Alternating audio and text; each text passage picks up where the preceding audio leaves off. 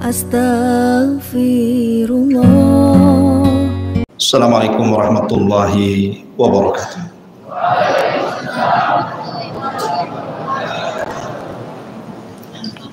Alhamdulillah wassalatu wassalamu ala Rasulillah wa ala alihi wa sahbihi wa mawalah wa la hawla wa la quwata illa billahi wa ba'du. Alhamdulillah, di malam hari ini kita bisa kembali duduk untuk kajian malam Ahad setelah beberapa waktu karena terhalang beberapa perkara. Maka di malam hari ini kita akan kembali kajian setiap malam Ahad di Masjid Jabal Uhud, khusus untuk para santri, ikhwan dan akhwat. Dan pembahasan di malam hari ini kita akan membahas tentang 4 manusia mulia di zaman Rasul, yang keempat-empatnya terkait dengan Al-Quran. Coba perhatikan, jangan ributnya. Jadi 4 sahabat ini direkomendasikan Nabi SAW untuk diambil Quran darinya. Siapa 4 orang ini? 4 orang ini sebagaimana diriwayatkan dari Abdullah ibn Amr ibn As dari Nabi SAW. Kata Nabi SAW, khudul Quran min 4, ambillah Quran dari 4 manusia mulia itu. Yang pertama, kata Nabi SAW, ambillah Al-Quran dari Abdullah ibn Mas'ud. Kemudian yang kedua, ambillah Al-Quran dari Ubay ibn Ka'ab. Kemudian yang ketiga, ambillah Al-Quran dari Mu'adz ibn Jabal. Dan yang keempat, ambillah Quran dari Salim maula Abi Hudzaifah. Abdullah ibn Mas'ud, Ubay ibn Ka'ab, Mu'adz ibn Jabal, Salim maula Abi Hudzaifah. Inilah 4 sahabat yang ditazkiyah Nabi SAW agar kita mengambil Quran darinya. Baik, kita akan jelaskan satu persatu biografi singkat siapa orang-orang ini. Kenapa namanya selalu dikait-kaitkan dengan Al-Quran? Ma'asyiral muslimin wal muslimat, santri, ikhwan dan akhwat yang dimuliakan Allah Subhanahu wa taala. Pertama, Abdullah ibn Mas'ud radhiyallahu anhu. Abdullah ibn Mas'ud radhiyallahu anhu adalah seorang sahabat yang faqih. Dia seorang muhaddis dan dia termasuk orang yang awal-awal masuk Islam.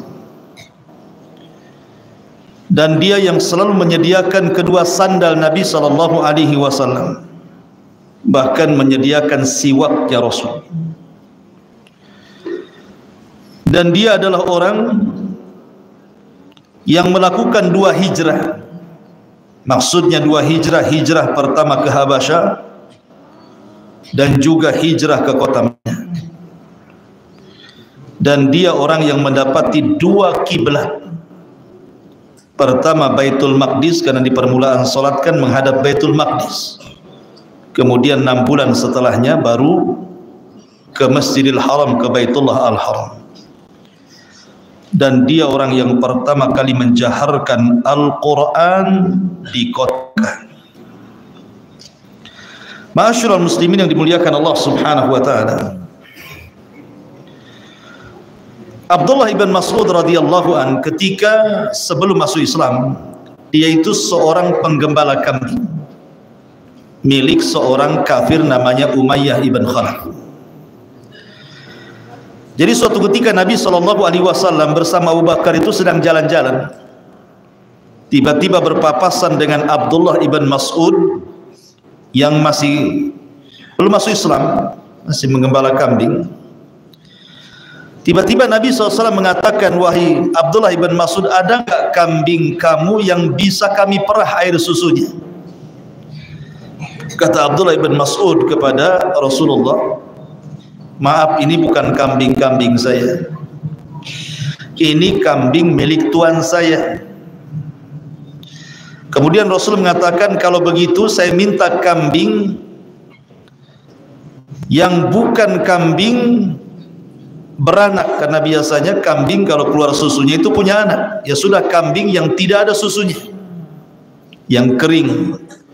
Tiba-tiba kemudian Rasul mengusap kambing itu, tiba-tiba keluar air susunya. Jadi Abdullah bin Mas'ud radhiyallahu anhu menyaksikan itu seolah-olah kayak sulap jadinya. Kata Abdullah bin Mas'ud radhiyallahu anhu, bisa enggak kau ajarkan kepadaku ilmu itu? Kok bisa kambing diusap kemudian keluar air susu? Kalau antum mengusap 100 kali enggak akan keluar air itu. Akhirnya kata Rasul sallallahu alaihi wasallam, kalau begitu datanglah ke rumah kami. Maka kemudian Abdullah bin Mas'ud pun datang kepada Rasul, kemudian diajak masuk Islam. Akhirnya dia pun masuk Islam dan didoakan oleh Nabi sallallahu alaihi wasallam bahwa anta rajulun mu'allam, engkau adalah orang yang mau belajar. Setelah kemudian Abdullah bin Mas'ud radhiyallahu anhu masuk Islam, maka Abdullah bin Mas'ud ini membidangi Al-Quran. Betul-betul dia membidangi Al-Quran.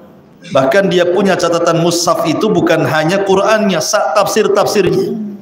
Namanya tafsir Abdullah bin Mas'ud itu.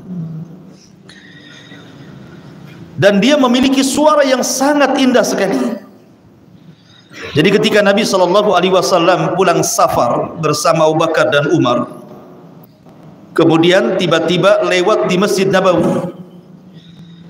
Dari balik masjid itu ada suara orang membaca Quran dengan sangat merdu sekali, sehingga Rasul berhenti, Abu Bakar berhenti, Umar berhenti, mendengarkan suara orang yang membaca Quran dengan merdu itu. Selesai Abdullah bin Mas'ud ini membaca Quran, maka Rasul mengatakan kepada Abu Bakar Siddiq dan Umar, ya Abu Bakrin wa ya Umar, wahai Abu Bakar, wahai Umar, kalau engkau ingin mendengar Al-Quran, man arada an yasma al-Qur'ana ghaddan tariyan kama unzil fal yaqra ala ibni ummi abdin. Wahai Abu Bakar, wahai Umar, kalau engkau ingin mendengar bagaimana Jibril ketika menurunkan wahyu kepadaku, perdengarkan suara orang ini. Seperti itu Jibril suaranya. Maksudnya suara Ibnu Ummi Abdin, kunyah daripada Abdullah ibn Mas'ud. Suaranya disejajarkan dengan Jibril. Saking merdunya suara Abdullah ibn Mas'ud ini, suatu ketika Nabi SAW memanggil Abdullah ibn Mas'ud, kemudian mengatakan, wahai Aba Abdurrahman, kunyah daripada Abdullah ibn Mas'ud ini, Iqra alayya al-Quran, bacakan kepadaku Quran. Kata Abdullah bin Mas'ud dengan malu-malunya, dia mengatakan, ya Rasulullah, aqra ana wal Qur'anu unzil ilaik. Rasul, masa saya bacakan Quran? Quran kan turun kepada engkau, ini nabiku, pengajarku, masa aku membacakan Quran kepada? Kata Rasul, sudah, baca saja. Maka tanpa pikir panjang Abdullah bin Mas'ud pun membaca suratun Nisa. Kemudian Rasul mendengarkan dengan khusyuknya apa yang dibaca Abdullah bin Mas'ud dengan suara yang indah itu. Tiba-tiba ketika sampai kepada ayat wa kaifa idza ji'na min kulli ummatin bisyahid wa ji'na bika ala ula syahida. Tiba-tiba Rasul mengatakan, hasbuka hasbuka ya Mas'ud, cukup cukup wahai Mas'ud. Ketika itu Abdullah bin Mas'ud melihat Rasul, rupanya Rasul sedang menangis sampai tangisannya membasahi janggutnya. Karena ayat itu menyinggung Rasul. Bagaimana kalau setiap umat itu didatangkan saksi dan engkau menjadi saksi bagi mereka, wahai Muhammad? Maka Rasul menangis. Artinya bahwa Nabi SAW saja suka dengan suaranya Abdullah bin Mas'ud. Makanya saya nasihatkan kepada antum, belajar Al-Quran dengan langgamnya, dengan suaranya.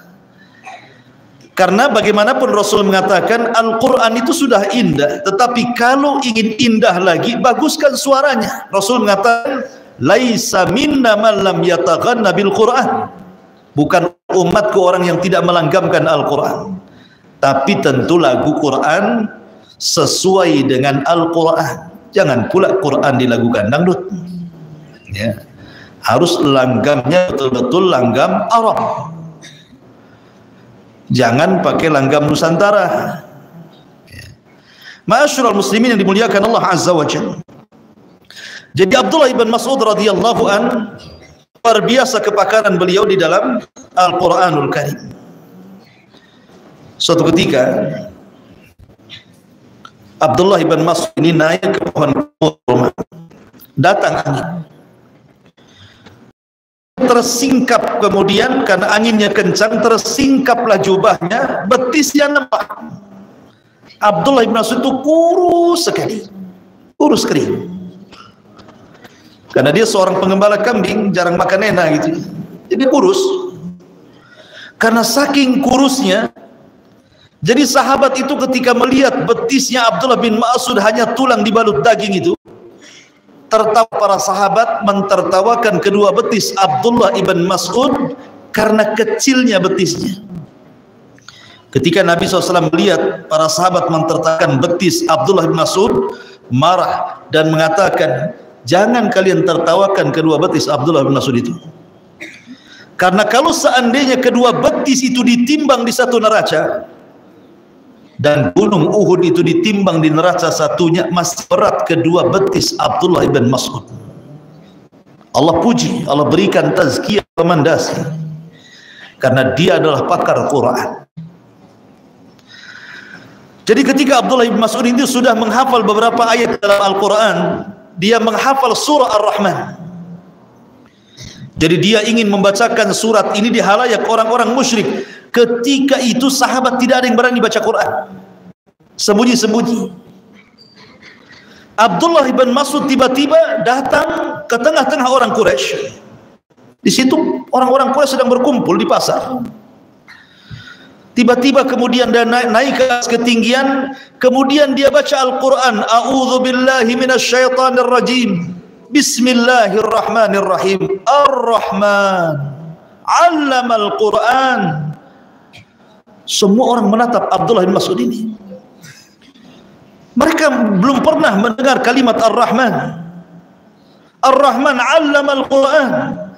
Khalaqal insan 'allamahul bayan. Terus dia baca surah Ar-Rahman. Sampai akhirnya kemudian marahlah orang-orang musyrik. Kemudian datang kepada Abdullah bin Mas'ud, ada yang bawa kayu, ada yang bawa sandal, ada yang memukul, sampai darah bercucuran dari kepala Abdullah bin Mas'ud, sampai akhirnya hampir mati dan pingsan. Kemudian datang sahabat yang lain menolong, kemudian dibawa kepada salah seorang rumah sahabat Rasul. Ketika sudah siuman, sahabat ini bertanya, "Ma sya'nuka ya Ibn Mas'ud? Ada apa kamu ini? Kenapa kamu harus seperti ini? Kamu sudah tahu membaca Quran di hadapan mereka akan seperti ini." Tapi Abdullah bin Mas'ud mengatakan, demi Allah, besok saya akan ulang lagi seperti ini. Kalaupun nyawaku harus keluar, jauh lebih baik dibandingkan aku tidak bacakan Quran kepada mereka. Lihat bagaimana kecintaan Abdullah bin Mas'ud kepada Al-Quranul Karim. Ya. Ma'asyiral muslimin yang dimuliakan Allah Azza wa Jalla. Ketika terjadi perang Badar, kita tahu bahwa di perang Badar itu yang memimpin perang siapa? Fir'aun umat ini, Abu Jahal. Kalau sudah disebut Fir'aunnya umat ini, maksudnya Abu Jahal. Abu Jahal adalah memimpin perang Badar dari kalangan orang-orang musyrik. Dan Abu Jahal dibunuh oleh dua anak kecil, namanya Mu'adh dan Mu'awwidh, dua-duanya putra Afra. Sehingga dua putra Afra ini, Mu'adh dan Mu'awwidh ini, bangga dengan membunuh Abu Jahal hadapan Nabi SAW. Aku sudah membunuh Abu Jahal, Fir'aun yang umat ini. Dia tidak tahu Abu Jahal belum mati. Rupanya Abdullah bin Mas'ud mencari jasadnya Abu Jahal yang katanya sudah dibunuh oleh dua anak kecil, memalukan, jenderal di mana-mana. Ketika sudah nampak jasadnya, rupanya belum mati, lagi nazar. Maka kemudian Abdullah bin Mas'ud pun mendekati, kemudian duduk di sampingnya. Subhanallah, memang Abu Jahal sudah ditakdirkan mati kafir. Dalam kondisi seperti itu saja masih sombong, padahal sudah mau mati. Dia masih memanggil Abdullah bin Mas'ud dengan ya ru'ay al-ghanam, wahai penggembala kambing, ada apa kau di sini? Kemudian mencaci maki Abdullah bin Mas'ud, padahal dalam sakaratul maut masih juga sombong nih Abu Jahal. Dikatakan Fir'aun yang umat ini. Maka akhirnya Abdullah bin Mas'ud mengatakan, ketika terakhir kalimat yang diucapkan Abu Jahal, manil ghalib, siapa yang menang dalam perang ini? Katanya Abdullah bin Mas'ud, al-ghalibu lillahi walir rasul, kemenangan hanya milik Allah dan Rasulnya. Ya adu Allah, wahai musuh Allah. Diambilnya ujung pedang, ditampakkan ke kepalanya, mati dia. Abdullah bin Mas'ud mengakhiri kehidupan Abu Jahal. Walaupun dia kecil, kurus, bukan berarti penakut. Ya, ada orang gemuk takut gitu. Disuruh ke bawah nengok air, lari, takut sundel bolong katanya. Mana tauhidnya? Ya. Masyaallah muslimin yang dimuliakan Allah Subhanahu wa taala. Jadi Abdullah bin Mas'ud radhiyallahu an luar biasa. Sampai akhirnya ada satu kisah Abdullah bin Mas'ud radhiyallahu an ini, ketika Abdullah bin Mas'ud saat detik-detik sakaratul maut, maka disampaikan Utsman ibn Affan radhiyallahu anhu. Kata Utsman ibn Affan, ketika itu kan Abdullah bin Mas'ud sedang menangis saat sakaratul maut.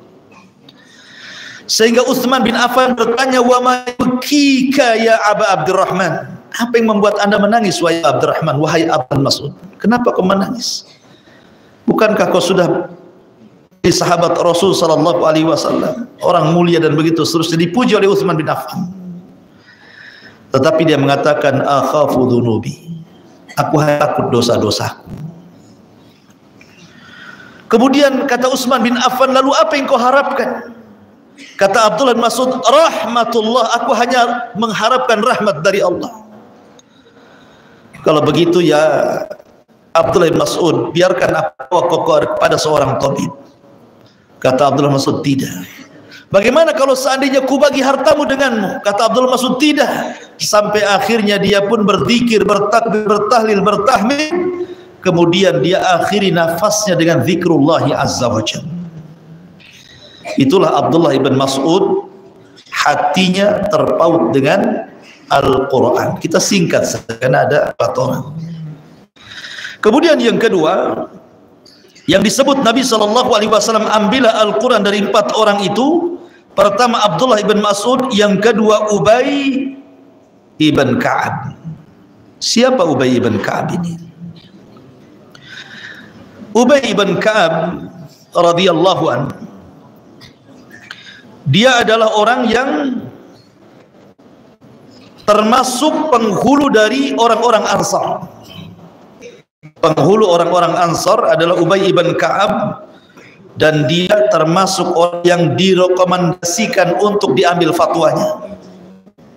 Karena ahli fatwa di zaman Rasul itu 3 dari Ansar, 3 dari Muhajirin. Dari Muhajirin yang boleh berfatwa siapa? Umar, Utsman, Ali. Dari Ansar 3 orang. Pertama Mu'adh bin Jabal, yang kedua Ubay ibn Ka'ab, yang ketiga Zaid bin Thabit. Saya ulangi ini, nanti saya tanya. Jadi ahli fatwa yang boleh berfatwa di zaman Rasul masih hidup itu 6 orang. 3 dari Muhajirin, 3 dari Ansar. Dari Muhajirin yang boleh memberikan fatwa pertama Umar, kedua Utsman, ketiga Ali. Dan dari kalangan Ansar pertama Mu'ad ibn Jabal, yang kedua Ubay ibn Ka'ab, dan yang ketiga Zaid ibn Thabit. Inilah mufti para sahabat. Salah satunya Ubay ibn Ka'ab. Ada kisah yang terkait dengan Al-Quran berkaitan dengan Ubay bin Ka'ab ini. Yang pertama, suatu ketika Ubay ibn Ka'ab ini dipanggil oleh Nabi SAW. Kemudian Nabi SAW mengatakan, "Ya Ubay, amaronillah an aqra alaika lam yakunil ladina kafaru." Wahai Ubay, barusan Allah Subhanahu wa taala perintahkan aku untuk membacakan kepadamu surah Al-Bayyinah, lam yakunil ladina kafaru ila akhiril ayat. Ubay pun kaget. Asammanillah ya Rasulullah, apakah namaku disebut-sebut Allah ya Rasul? Apakah namaku disebut-sebut Allah wahai Rasul? Nabi SAW, ya, namamu disebut-sebut Allah, dan Allah perintahkan aku agar aku membacakan surah Al-Bayyinah kepadamu. Fabaka Ubay. Ubay pun menangis. Macam mana dia bisa disebut-sebut namanya? Satu-satunya sahabat yang disebut namanya oleh Allah dan diperintahkan Rasul untuk membacakan Al-Quran adalah Ubay ibn Ka'ab. Ini satu kisah. Kisah yang kedua, ketika Ubay sedang sholat sunnah, Rasul memanggil, "Ya Ubay." Ubay malah melanjutkan sholat sunnahnya. Ubay tahu panggilan itu, tetapi dia tetap menjalankan sholat sunnah. Selesai sholat sunnah baru dia menghampiri Rasul, dan Rasul kemudian menegurnya.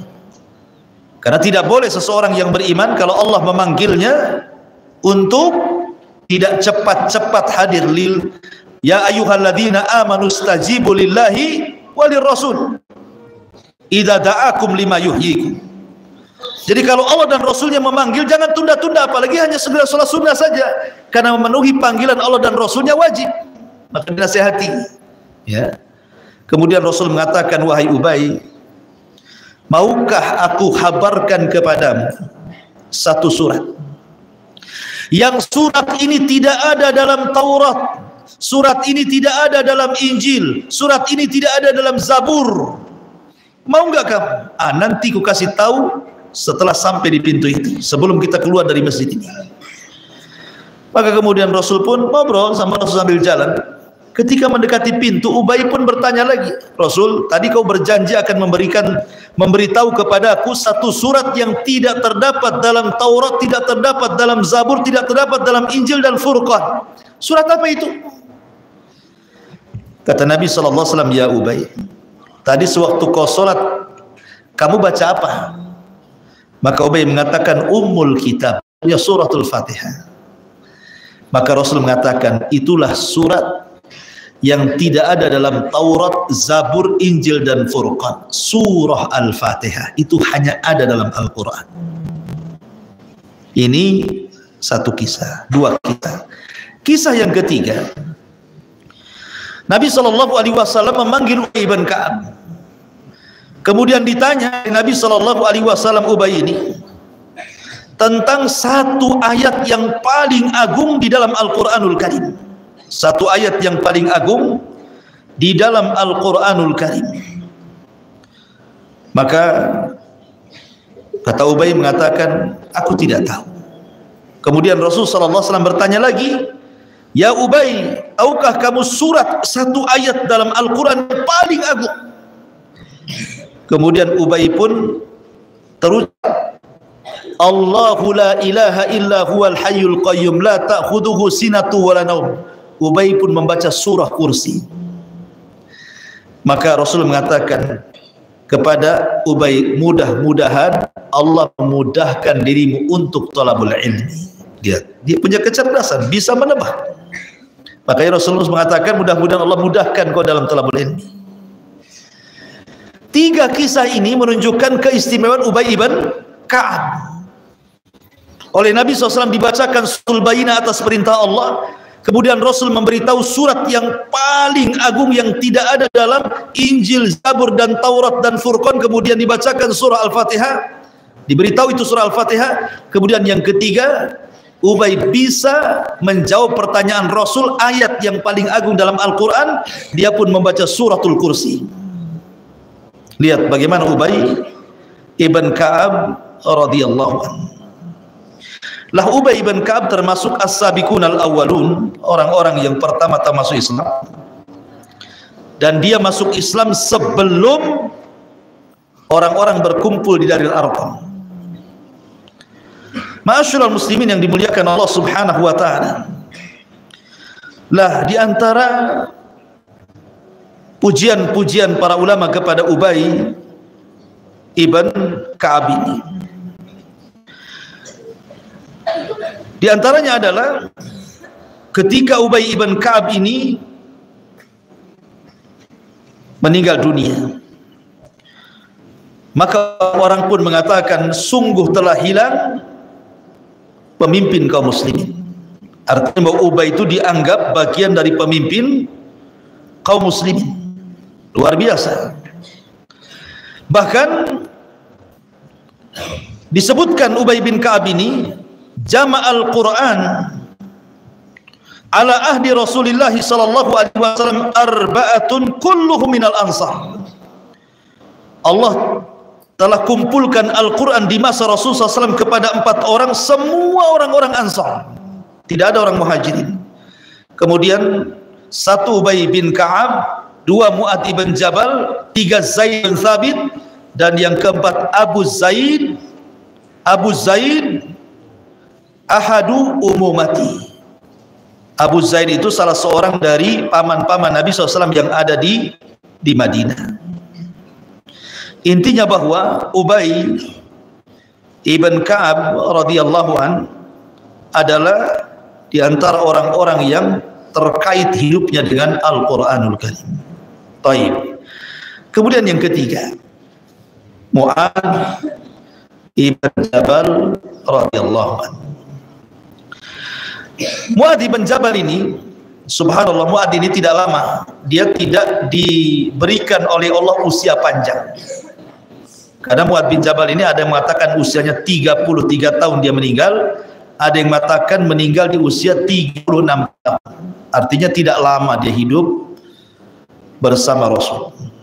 Tetapi walaupun demikian, Anas bin Malik radhiyallahu anhu mengatakan Allah kumpulkan Al-Quran di 4 orang, semuanya orang Ansar, salah satunya Mu'ad ibn Jabal. Saking cerdasnya Mu'ad bin Jabal itu, sampai Umar bin Khattab radhiyallahu anhu mengatakan a'lamuna bil halali wal haram.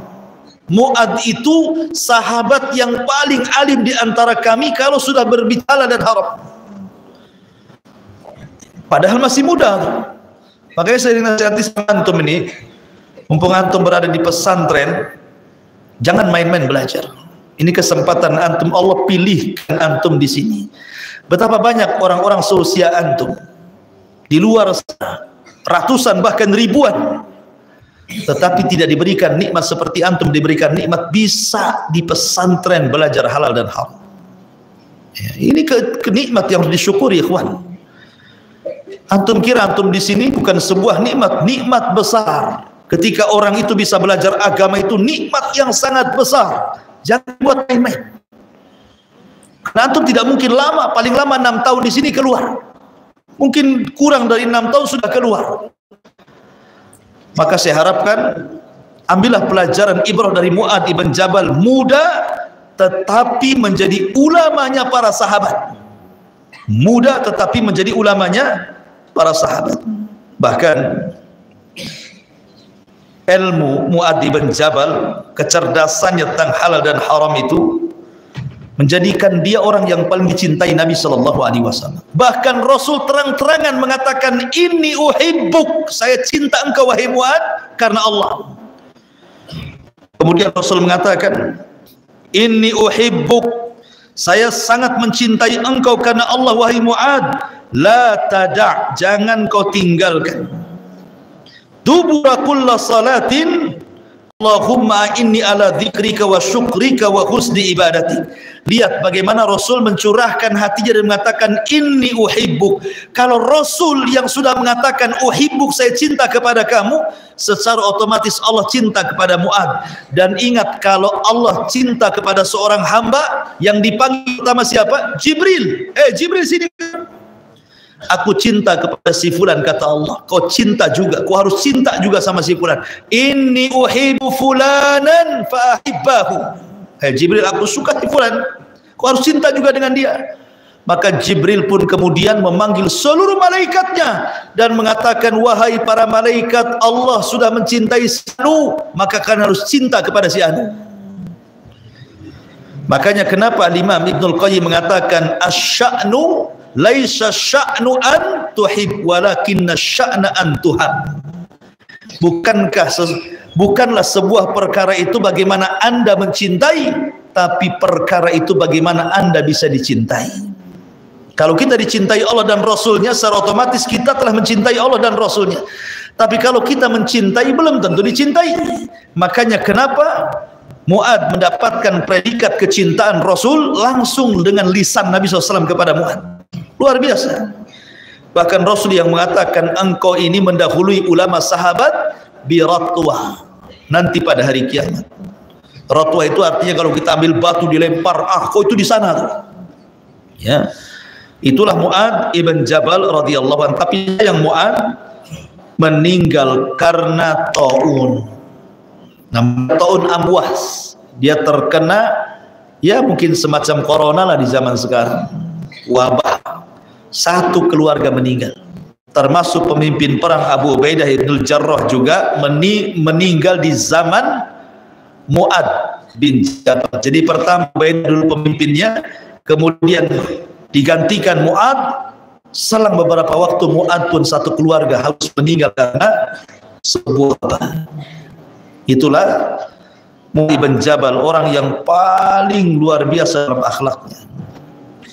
Kemudian yang terakhir Salim Maula Abi Hudzaifah. Salim Maula Abi Hudzaifah. Salim Maula Abi Hudzaifah ini sebenarnya bukan orang Arab, dia orang Persia. Orang Persia, kemudian diambil anak oleh orang Mekah.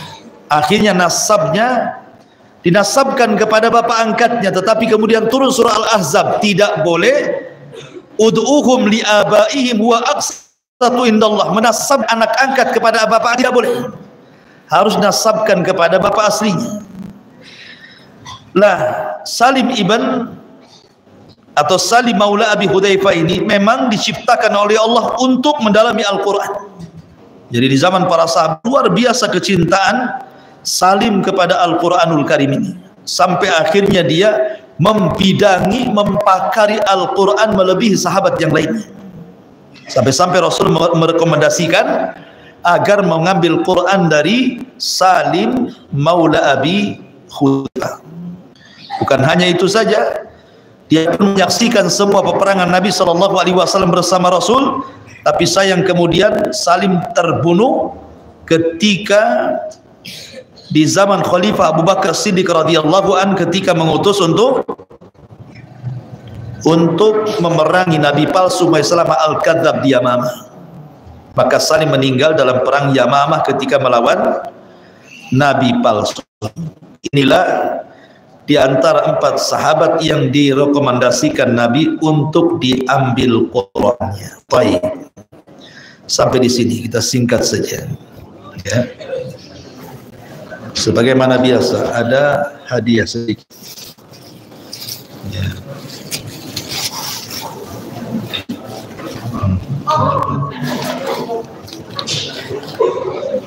Baik. Hadiahnya tidak banyak. Berarti harus dibagi nih, ikhwan, akhwat. 1, 2. 1, 2. Baik, ikhwan 5, akhwat 4. Perhatikan, jangan ribut. Pertanyaan pertama, ya mau SMP SMA terserah, yang jelas harus tepat jawabannya. Taib. Pertanyaan yang pertama, jangan lihat catatan. Saya sebutkan di awal tadi ada 6 orang yang boleh mengeluarkan fatwa di zaman Nabi. 3 dari Muhajirin dan 3 dari Ansar. Sebutkan.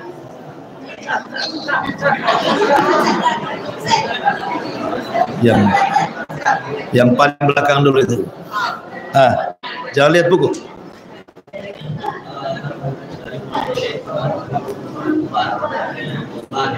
Umar, Utsman, Ali. Dari Ansar, Ubay bin Ka'ab, Zaid bin Thabit, Mu'ad bin Jabal. Ahsantum, Masya Allah. Fadhal. Taib. Ambil hadiahnya. Pertanyaan yang kedua. Pertanyaan yang kedua. 3 kisah terkait dengan Ubay ibn Ka'ab. Di situ ada 3 surat. 2 surat, 1 ayat. Surat 1 ayat. Sebutkan 2 surat 1 ayat yang terkait dengan Ubay ibn Ka'ab. Itu dulu. Antum. Ayo. Diam. Dia enggak dengar. 1.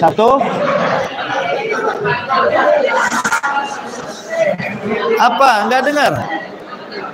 Diam. Apa kamu ngomong apa? Al-Bayyinah 1, ahsan. 2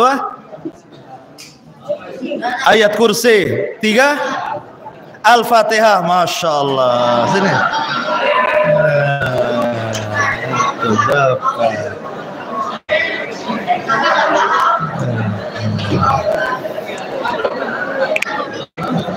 Baik, perhatikan. Pertanyaan yang ketiga.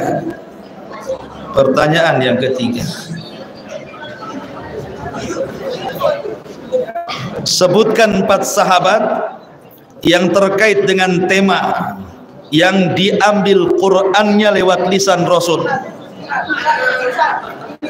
Depan, antum, cepat.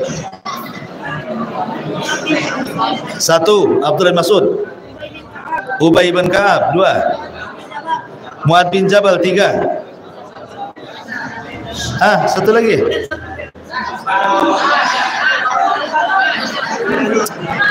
Ayo. Ada, duduk.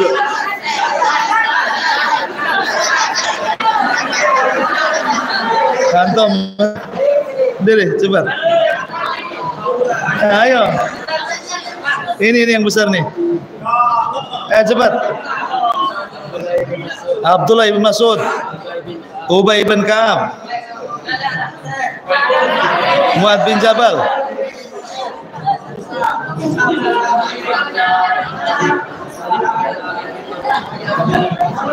Ahsan. Salim maula Abi Hudzaifah. Fadhal. Perhatikan Ahwat dulu. Ahwat, nanti Iwan nih. Pertanyaan untuk Ahwat, dengar gini.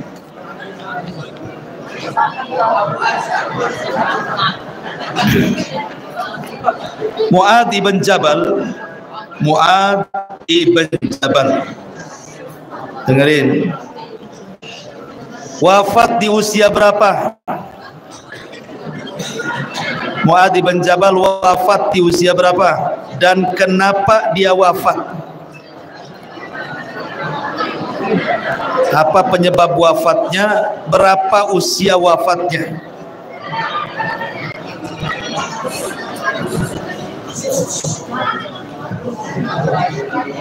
Silakan. Diam ikhwan, saya nggak dengar akhwat jadinya. Hah? Wabah apa namanya? Wabah corona? Hah? Wabah apa namanya? Taun. Ahsan, ahsanti, dapat hadiah. Ini hadiahnya nggak bisa dibaca, nggak ada tulisannya, hitam semua. Baik, pertanyaan yang kedua. Pertanyaan yang kedua.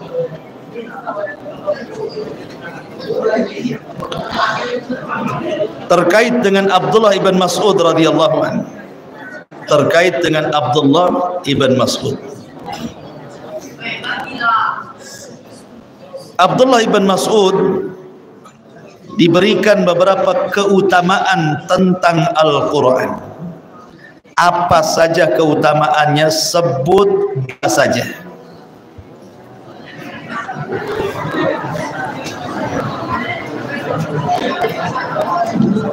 Nah, keutamaan Abdullah Mas'ud tentang Al-Quran dua saja, nggak usah banyak. Nah, kasih mic-nya biar kencang situ.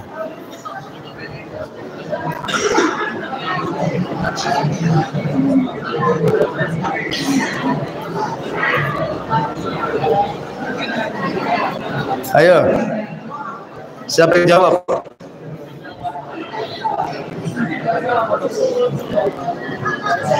Dua keutamaan Abdullah bin Mas'ud tentang Al-Quran. Hah? Tentang Quran.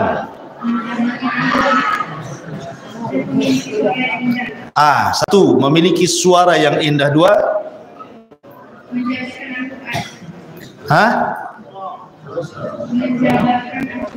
mentafsirkan, ya, menjabarkan, ya, mentafsirkan Al-Quran. Ahsan, dapatlah, ya kan. Dapat dua. Taib. Pertanyaan yang ketiga, akhwan. Pertanyaan yang ketiga, dengarkan.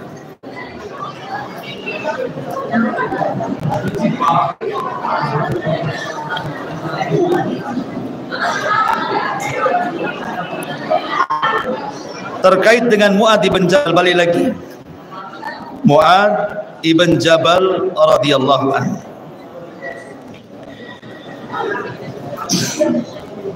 Mu'adz ibn Jabal ini, dia adalah orang yang memberikan fatwa di antara sahabat-sahabat Ansar. Sahabat-sahabat Ansar. Ada 4 orang Ansar itu Al-Quran direkomendasikan untuk mengambil, semua sahabat Ansar. Selain Abdullah bin Mas'ud, ya. Abdullah bin Mas'ud bukan Ansar, ya. Dia Muhajirin. Tapi saya tadi menyebutkan 2 kali dalam pengajian, ada 4 orang Ansar, semua Quran terkumpul padanya. Siapa 4 orang ini? Selain Abdullah bin Mas'ud, karena dia bukan orang Ansar.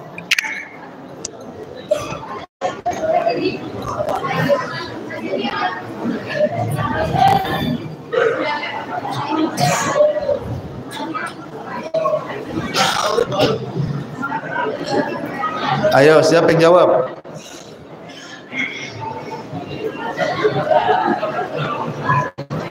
Cepat, keburu malam. 1, Mu'adz bin Jabal. 2, Ubay bin Ka'ab. 3, Zaid ibn Thabit. 4,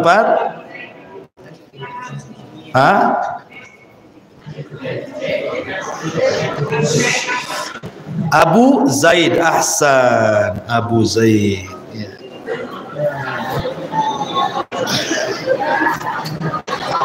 Dapat. Satu lagi pertanyaan untuk akhwat, ya. Nanti ini 2 untuk ikhwan. Perhatikan, satu lagi untuk akhwat.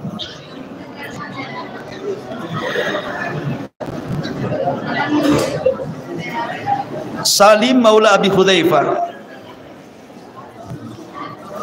dia diangkat anak, kemudian turun surah Al-Ahzab melarangnya, tidak boleh menasabkan anak angkat ke bapak angkat itu. Sebutkan seperti apa ayat larangannya. Ayat larangan tidak boleh menasabkan anak angkat ke bapak angkat yang tadi saya sebutkan di pengajian tadi.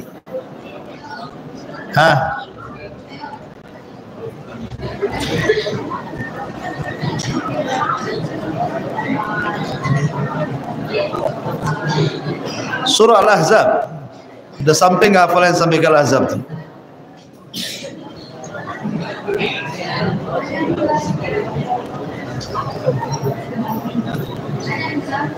Nggak ada.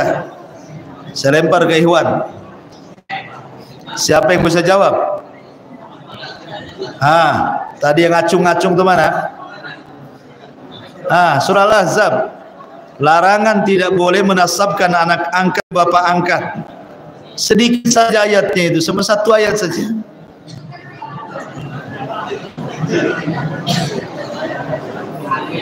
Ud'uhum li'abaihim huwa aqsatu indallah. Itu senang. Ada kacau. Taib. Pertanyaan yang lain, akhwat. Kalau tidak bisa, Salim maula Abi Hudzaifah ketika mati syahid di perang apa itu?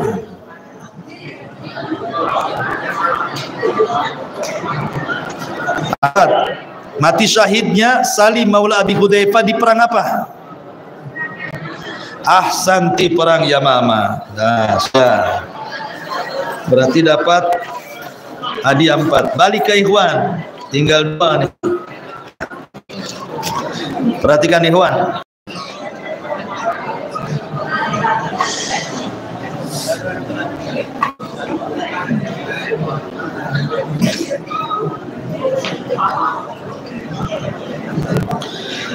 Abdullah ibn Mas'ud radhiyallahu anhu ketika membunuh Abu Jahal, sebelumnya Abu Jahal itu sudah dilukai 2 anak kecil. Siapa nama 2 anak kecil itu?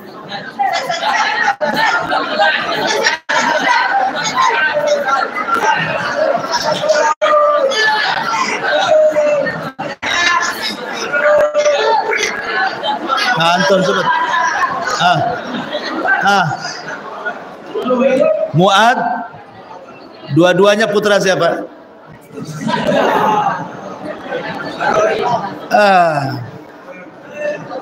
Ayo, antum, cepat. Iya, Mu'ad sama Mu'awid, dua-duanya putra siapa? Hasan, Azhar,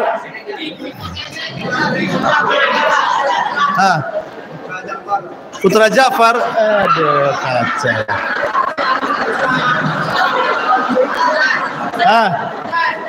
Siapa? Cepat. Putra Afro, ahsan.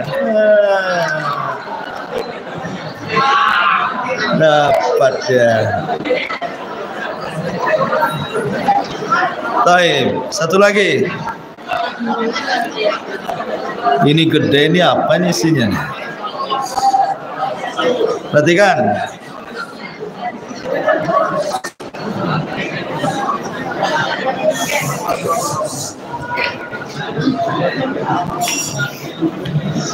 Taib. Abdullah ibn Mas'ud radhiyallahu an. Abdullah ibn Mas'ud, masih kisah Abdullah ibn Mas'ud. Ceritakan sebab masuk Islamnya. Ceritakan sebab masuk Islamnya Abdullah ibn Mas'ud. Antum, cepat.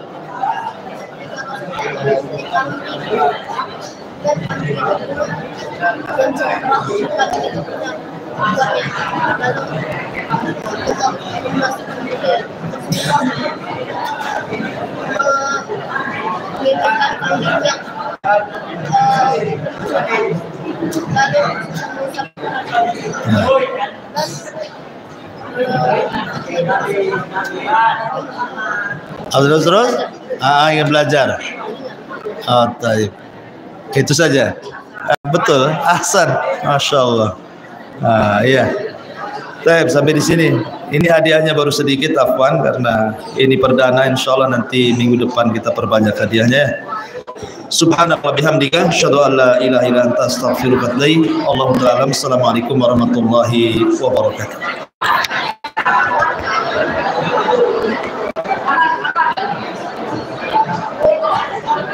Biarkan akhwat dulu, jangan